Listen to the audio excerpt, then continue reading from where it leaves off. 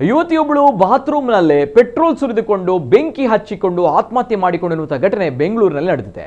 22 ವರ್ಷದ ಯಶಸ್ವಿನಿ ಆತ್ಮಹತ್ಯೆ ಮಾಡಿಕೊಂಡಂತಹ ಯುವತಿ. ಯಶಸ್ವಿನಿ ಕಳೆದ 5 ತಿಂಗಳಿಂದ ದೊಡ್ಡಬಳ್ಳಾಪುರದಲ್ಲಿರುವ ಆಪಲ್ ಕಂಪನಿಯಲ್ಲಿ ಕೆಲಸ ಮಾಡ್ತಾ ಇದ್ಲು. ಮನೆಯಿಂದ ಹೊರಗೆ ಇರುವ ಸ್ನಾನಗೃಹದಲ್ಲಿ ಪೆಟ್ರೋಲ್ ಸುರಿದುಕೊಂಡು ಬೆಂಕಿ ಹಚ್ಚಿಕೊಂಡು ಸ್ಥಳದಲ್ಲೇ ಕೊನೆಯುಸಿರೆಳೆದಿದ್ದಾಳೆ.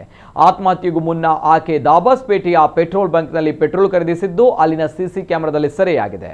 ಆದರೆ ಆತ್ಮಹತ್ಯೆಗೆ ಕಾರಣ ತಿಳಿದು ಬಂದಿಲ್ಲ. ಘಟನಾ ಸ್ಥಳಕ್ಕೆ ಭೇಟಿ ನೀಡಿದ ಪೊಲೀಸರು ಪ್ರಕರಣ ದಾಖಲಿಸಿಕೊಂಡು ತನಿಖೆ ನಡೆಸ್ತಾ ಇದ್ದಾರೆ.